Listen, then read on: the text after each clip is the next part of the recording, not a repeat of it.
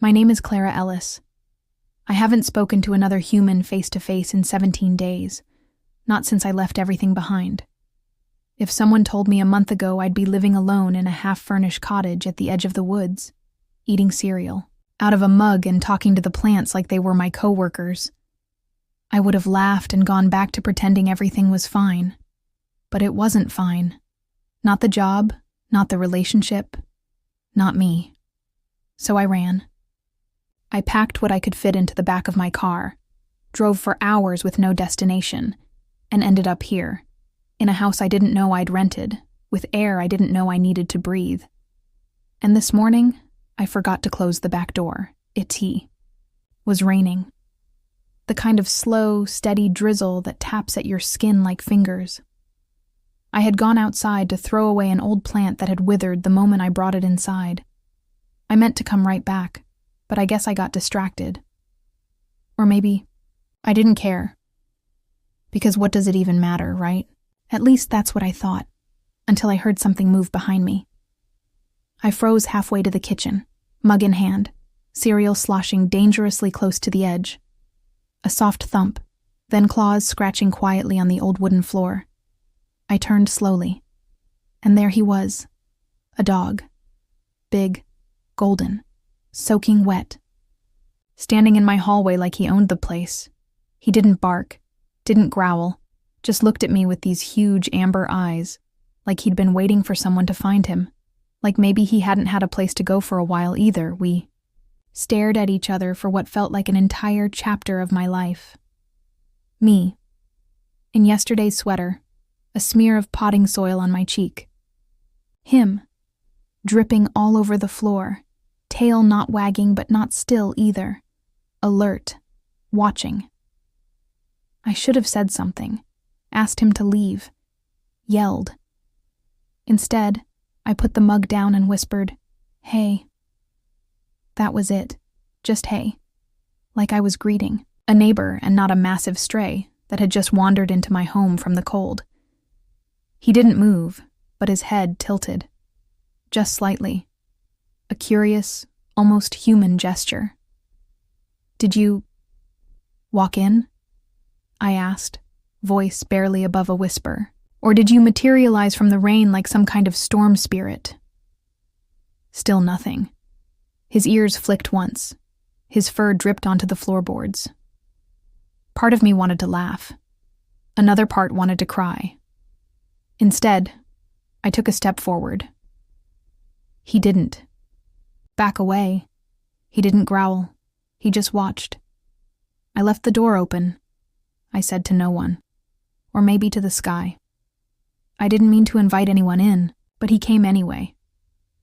I don't know what possessed me to do it. Maybe it was the silence. Maybe it was the look in his eyes. But I crouched down and whispered, "You hungry?" That's when he moved. Not fast, not threatening.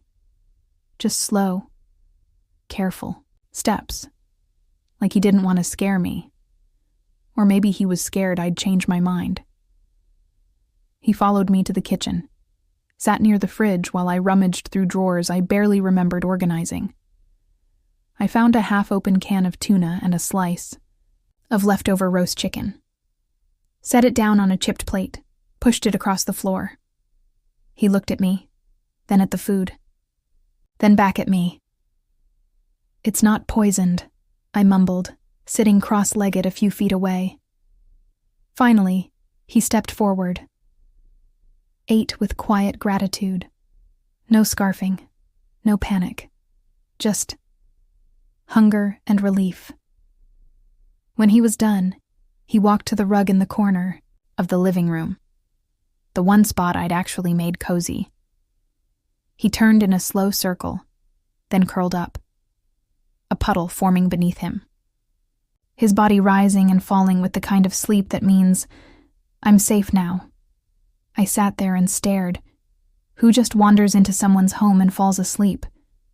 Who dares trust like that? Apparently, him. I didn't know if he was lost or abandoned. I didn't even know his name.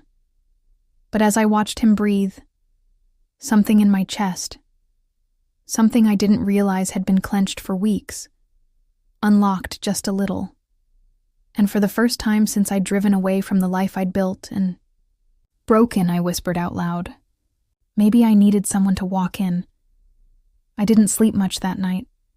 I kept checking on him, on the dog. I hadn't even named him yet. But every time I peeked into the living room, he was there. Quiet. Breathing. Present. That word, present, meant something to me now. It meant he wasn't asking me to explain. Wasn't offering me solutions or advice or cheap reassurance. He was just there. By sunrise, the puddle beneath him had dried. His fur puffed out a little as it curled and waved. I noticed a faint scar behind his ear and a small patch of fur missing near his front leg. Battle-worn. Just like me. And just like that, I knew he wouldn't be leaving. He had come through the door I left open. Not because he was invited, but because something inside both of us had reached a breaking point. And maybe, just maybe, this was how healing starts. Not with big cinematic moments, but with a silent dog and a door left ajar. I woke up to silence. Not the comforting kind, but the kind that makes you pause and wonder if something's missing. The air was cool. My blanket had slipped halfway off the bed, and my eyes burned from too little sleep. For a moment, I forgot where I was. Then I remembered the dog. I bolted upright. "Hello?" I called softly, stepping out of bed. My bare feet hit the wooden floor, already cold from the early morning breeze. "Are you still here?" The house was quiet. Too quiet. My heart sank. Of course he left. I hadn't expected him to stay. Why would he? I was just a pit stop in a longer journey. A dry rug, a can of tuna, nothing more. But when I walked down the hallway and turned into the living room, I stopped dead in my tracks. He was still there, curled up on the rug like it belonged to him now. Like this house had always been his. His eyes flickered open the moment he sensed me, not alarmed, not defensive, just aware. He lifted his head slightly. "You're still here," I said, blinking. He didn't move. His gaze followed me as I stepped around him carefully, avoiding the parts of the floor that creaked. "You know," I continued, grabbing a glass of water from the kitchen, "you could have left. I didn't lock the door." He yawned. "I guess. You've decided this is your house now, huh?" His tail thumped the rug once. And that was it. That one lazy thump. That was the moment I stopped thinking of him as a visitor and started thinking of him as something else. Not a pet, not yet. But not a stranger either. I didn't know what to do with him. I wasn't a dog person. I didn't have dog food or toys or leashes. I didn't even have people food, really. My fridge was a graveyard of expired takeout and guilty intentions. Still, I found myself opening a can of soup and tearing up a leftover slice of bread. I put it on the floor beside him. "I'm calling you Bear," I said suddenly. He tilted his head. "Because you're huge and quiet, and you scare me a little." I sat on the couch, arms wrapped around my knees, and watched him eat like he was savoring every bite. I wondered how long it had been since he had regular meals, since someone looked at him like he was more than a problem. Bear. The name suited him. After breakfast, I opened the front door just a crack and peeked outside. The rain had stopped. Mist hung low across the field behind the house, and the trees shimmered, wet and heavy. "You want to go out?" I asked, half hoping he would. But he didn't move.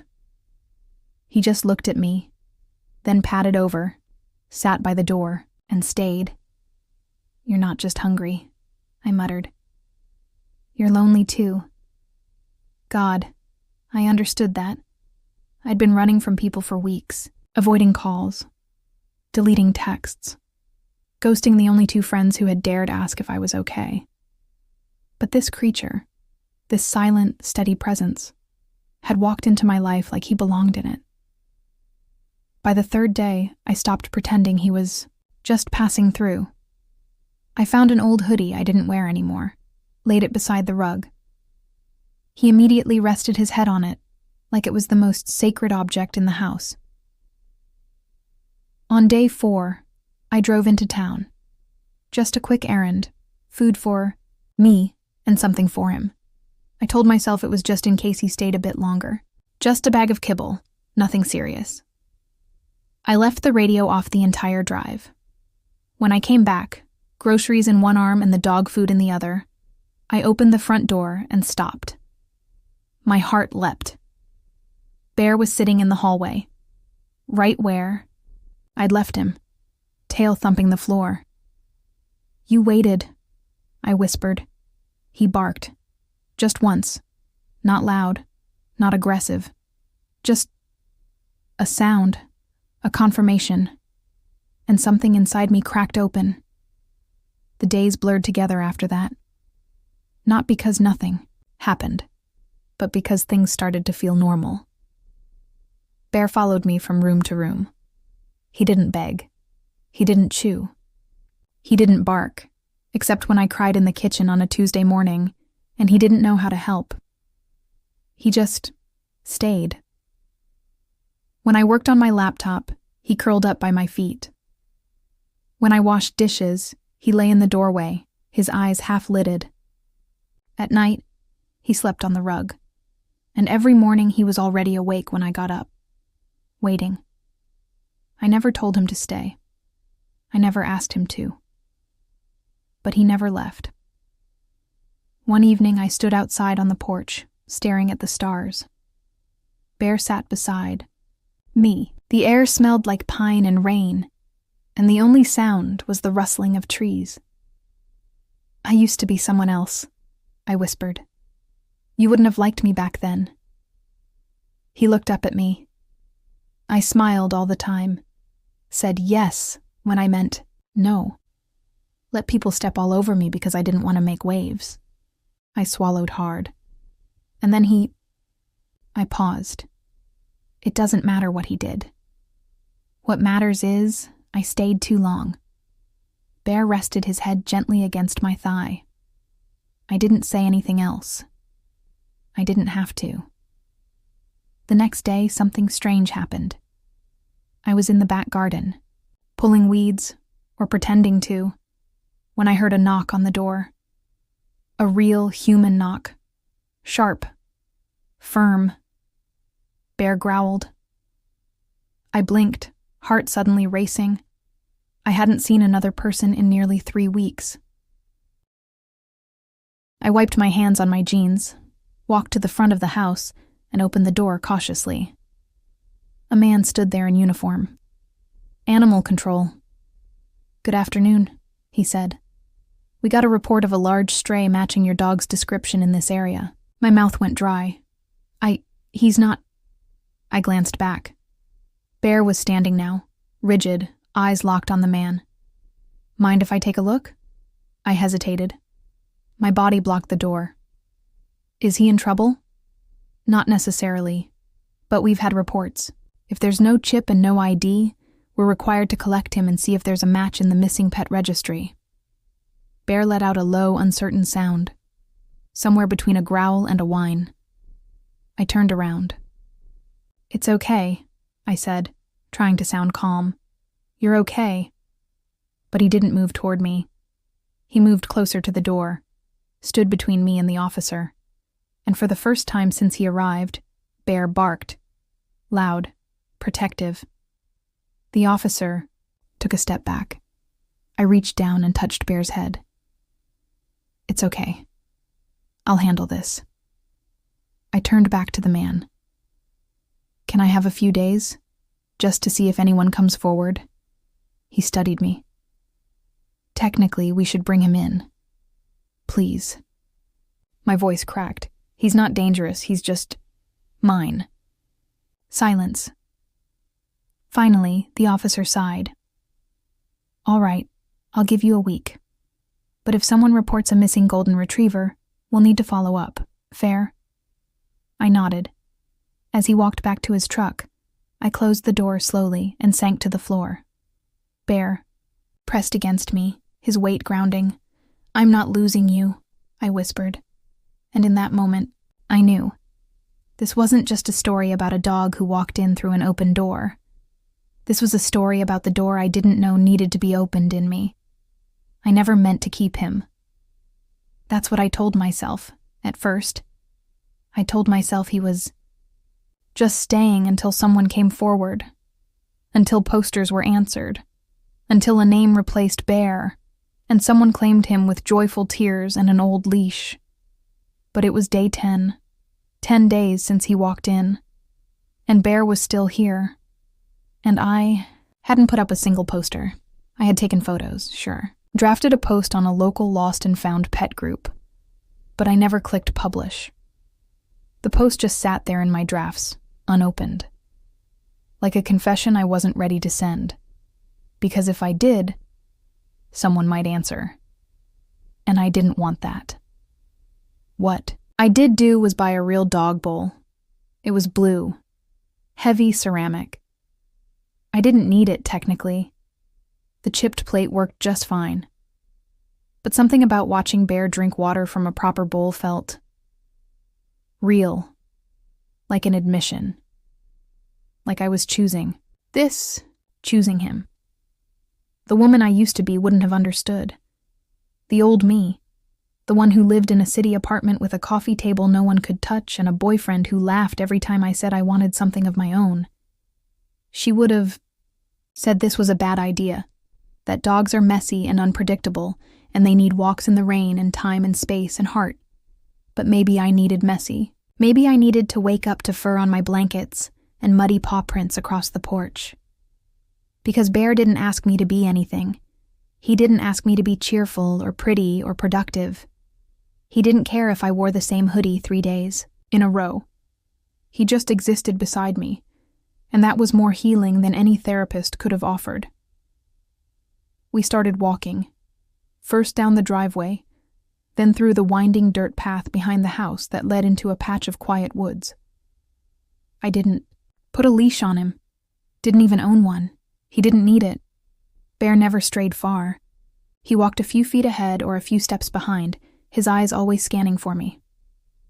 On our 5th walk, something changed. I was quiet, as usual, letting the wind fill the silence.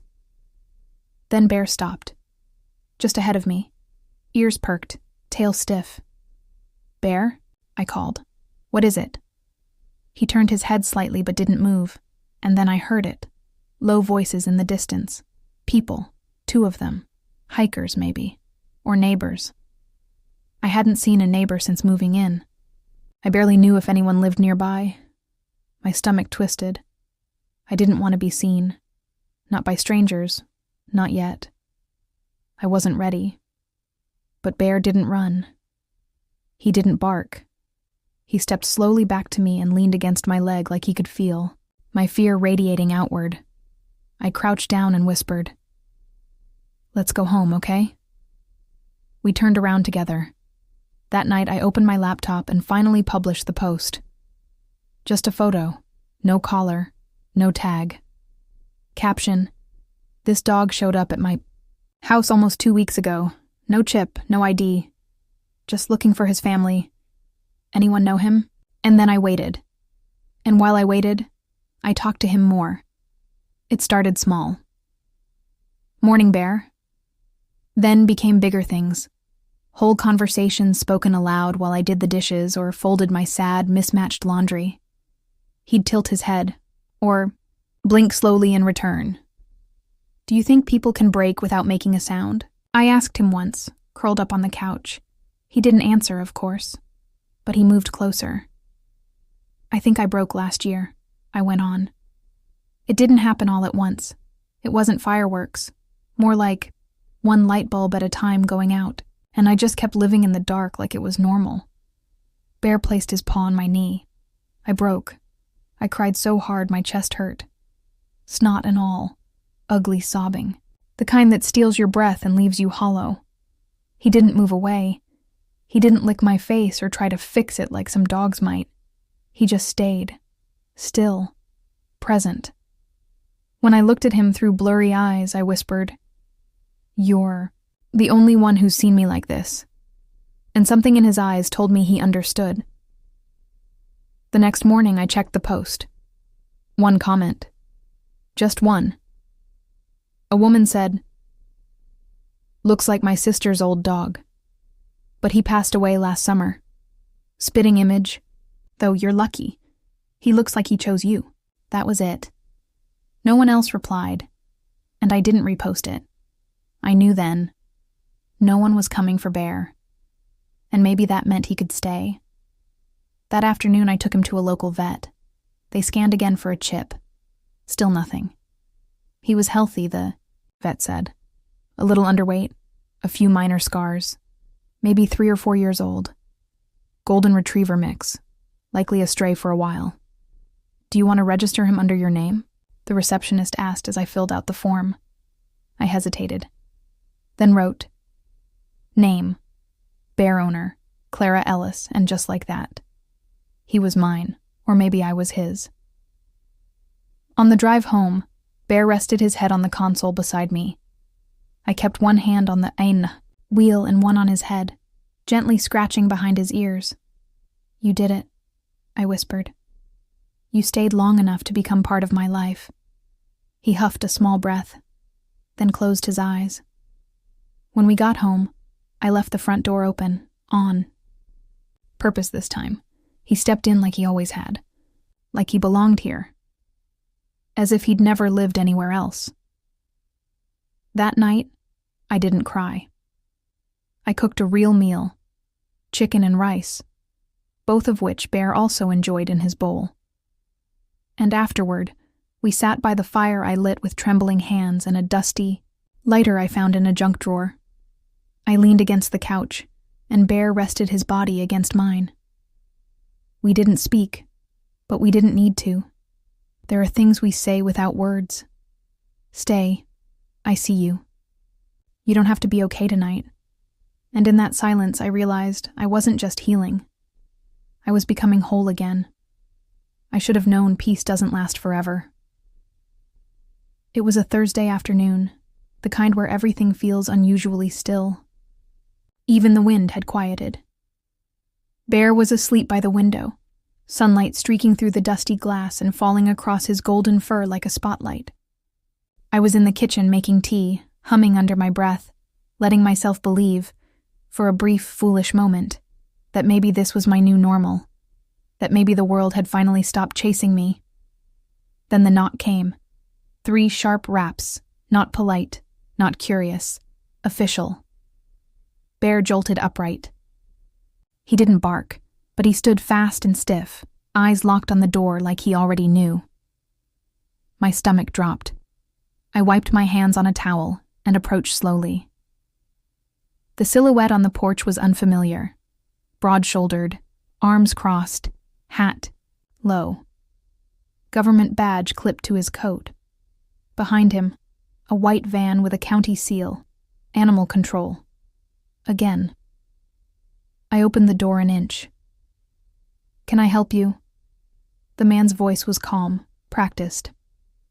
"Afternoon, Miss Ellis. I'm Officer Gray. We received a follow-up about a stray dog reported in this area. We were told the animal is still residing here." I swallowed. "He's not a stray anymore. I had him checked. No chip. I registered him under my name last week." Gray nodded once. "Yes, I have that on record, but I'm afraid the issue isn't the paperwork." My hands gripped the edge of the door. "Then what is it?" "There's been a complaint. Anonymous," he added, as if that somehow made it better. "Someone claims the dog matches the description of a missing purebred golden retriever from a nearby estate. Very expensive lineage. Owner's been looking for him for months." Bear stood behind me now, not growling, not barking, but alert. Protective. I stepped outside and closed the door gently behind me, shielding him from view. With all due respect, officer, he showed up at my house almost a month ago. Malnourished, scarred, no collar, no tag, no chip. I've been caring for him ever since. Gray's expression didn't shift. I understand, but we need to compare photos. Possibly take him in for observation while we investigate ownership. No, I said, a little too fast. He's not going anywhere. I'm not here to cause trouble, he replied. But if this turns into a legal matter, then I'll fight it. My voice cracked. For a moment, we stood in silence. Then he handed me a card. We'll be in touch. I'll give you 72 hours to provide proof of non-ownership. Flyers, online posts, vet records, anything to support that he's not someone else's missing property. Property. That word made something in me snap. I didn't wait for him to turn around. I shut the door quietly, slowly, so Bear wouldn't think I was angry. He was sitting in the hallway, ears pulled back. They want to take you, I whispered. But I won't let them. He padded toward me and pressed his head into my stomach. I curled over him, wrapping my arms around his neck. I'd spent years letting people take things from me. My time, my energy, my sense of safety. But not this, not him, not Bear. That night I couldn't sleep. I lay on the couch while Bear slept on the rug. The fire had gone out, but I didn't move to rekindle it. I was frozen in place, eyes wide open, every creak of the house sounding like a van pulling up the drive. I got up at 3 a.m. and started printing everything I could find. Screenshots of my original Facebook post, emails from the vet, notes I'd taken the day he arrived. I even snapped a photo of the hoodie he still slept on, as if that proved anything. In the quiet, Bear came over and sat beside me. His eyes asked, a question I didn't have the answer to. I don't know what we're going to do, I whispered, but I won't let you go without a fight. The next day, I took him for a walk. We didn't go into the woods this time. I didn't want to be out of sight. We walked the long way around the property line, past the fences and the broken stone wall at the edge of the field. Bear trotted beside me, sniffing the breeze, ears twitching with every sound. I found myself scanning for movement. Paranoia edged every step. Halfway through the walk, I saw a car parked off the road. Silver. Tinted windows. Engine running. Someone inside watched us. I couldn't see their face, but I felt it. The weight of eyes on me. Bear stopped walking and stared too. We turned back. Back at the house, I locked every door. I dug out a binder and placed every document I could gather inside. I left it by the door, like a weapon. I wasn't going down without a fight. That night, I didn't cook. I barely ate. I sat on the floor beside Bear and ran my fingers through his fur again and again, grounding myself in the rhythm of his breath. I was so stupid, I murmured. I thought no one would care about you. I thought you were abandoned. But maybe you were just forgotten by the wrong people. Bear nudged my hand, sensing my sadness. I don't care where you came from, I whispered. You belong here, with me. On the third day, I got a call. It was the supposed owner. He was polite, almost too polite. Said his name was Mr. Langdon. Said his dog, named Jasper, had gone missing from his private estate weeks before I ever found Bear. I appreciate your care, he said. But that dog is mine. I tried to breathe. You're wrong. He chuckled. I have paperwork, pedigree, photos. Does Jasper have a scar behind his left ear? I asked. Silence. And what about the patch of missing fur near the front leg? You didn't mention that. The man cleared his throat. Injuries happen. I'm sure you understand. No, I said coldly. I don't. Because when Bear walked into my house, he wasn't a Jasper from a rich estate. He was hungry, frightened. He didn't act like a well-kept family dog. He acted like he'd been forgotten. I expect him returned within the week, the voice said flatly, or I'll be involving legal representation. Then the line went dead. Bear walked over and sat beside me again, as if summoned. I looked into his eyes. I think they're going to try to take you. His tail thumped. Once. Slow. Soft. But that night, I didn't cry, because I wasn't powerless anymore. I wasn't the woman who stayed silent when something she loved was taken. I had someone to fight for now. And I would. The hearing was set. For Monday, I had 3 days to prepare. 3 days to prove that Bear, my Bear, wasn't some rich man's lost property. That he wasn't a stolen show dog or some pampered purebred who'd accidentally wandered off his estate and into my life. 3 days to convince strangers that what we had, what we'd built, was real. I spent those 3 days in a haze of paper, emotion, and dread. I printed photos, made timelines, highlighted vet records, typed out everything. The day Bear walked in, the food I gave him, the way he slept for 14 hours straight on that first night like he hadn't rested in weeks. I listed every scar, every unique feature. I even took a video of how he responded to the name Bear, how he ignored the name Jasper completely. But still, fear clung to me like fog. Because deep down, I knew that facts didn't always win.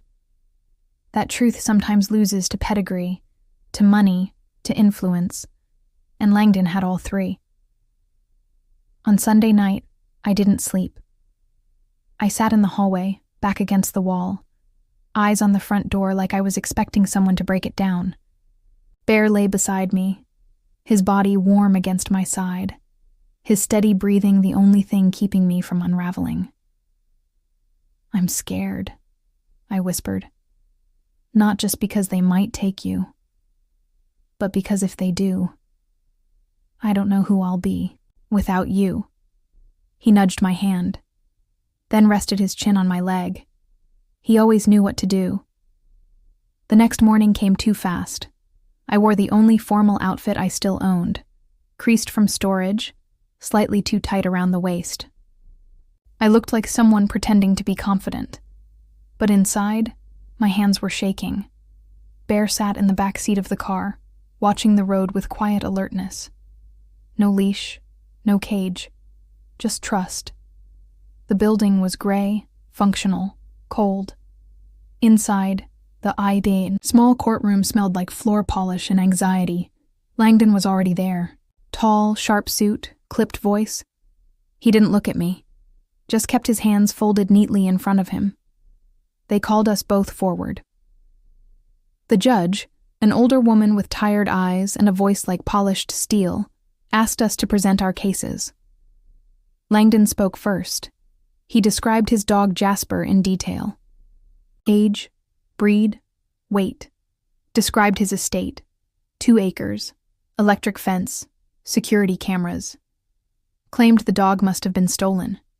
He showed photos. A golden retriever, shiny-coated and pristine. A creature of privilege. Then he looked directly at the judge and said, "This woman is keeping what's mine." I stood. My legs wobbled. I handed over my file, documents, photos, the vet report. My voice trembled but didn't break. "I didn't steal him," I said. "He came to me, wet, hungry, quiet. He didn't have a collar. He didn't have a chip. He didn't act like a dog who had been loved." Langdon scoffed. "You think you can diagnose love from behavior?" I looked at the judge. "No, but I know what abandonment looks like. I know what it feels like to be unwanted." I paused, my voice thick with emotion. "And I know what healing looks like. That dog didn't just walk through my door. He stayed. He chose me. And I chose him. The room was still. The judge nodded slowly, then said, "Do either of you have a way of proving ownership that cannot be forged?" Langdon smiled, smug. "Yes, actually. Jasper was trained to respond to hand signals. He'll follow a specific sequence. Watch." He stepped forward and made a sharp gesture with his hand, then snapped his fingers. Bear didn't move. Langdon frowned. Tried again. Another signal. A whistle. Bear blinked at him like he was watching a poorly acted scene. Perhaps he's nervous. Langdon started. I stepped forward. I crouched down beside Bear and said softly, "Do you want to go with him?" Bear looked at me. Just looked. Then placed his paw on my knee, and that was it. That was the moment. The judge leaned back and sighed. "It's clear this dog has bonded deeply with Ms. Ellis. There is insufficient evidence of intentional theft, and the animal's behavior does not support Mr. Langdon's claim of ownership." Langdon's face twisted. "This is absurd. That's a $9,000 dog." The judge raised her hand. "We're talking about a living being, not an object. Case closed." I didn't breathe until we were outside. Then I collapsed onto the grass, beside the courthouse, tears running down my face in silent waves. Bear nudged me once, then, in a rare moment of dog-like silliness, licked the side of my face. I laughed. Actually laughed. It felt like sunlight breaking through months of gray. When we got home, I opened the front door wide. Bear trotted in like a king returning to his castle. I followed him inside and stood in the middle of the living room. The rug, the bowl, the hoodie, the small scratches on the doorframe from his tail wagging. All of it was ours now. Officially. I leaned against the wall and whispered, "You're home, Bear." He looked back at me, tail wagging slowly, and barked once. The sound echoed through the cottage, warm, real, alive. That night, I built a fire, cooked chicken and rice for us both, opened a bottle of wine I'd been saving for something worth celebrating. This was it. Not a promotion, not a birthday, but a dog. A door I'd forgotten to close, a life I never expected. Later, we curled up on the couch, me with my blanket, Bear with his hoodie, our heads close, breath steady. I whispered, "I thought I was alone, but I was just waiting for the right soul to find me." Bear shifted in his sleep, resting against my shoulder like he understood every word.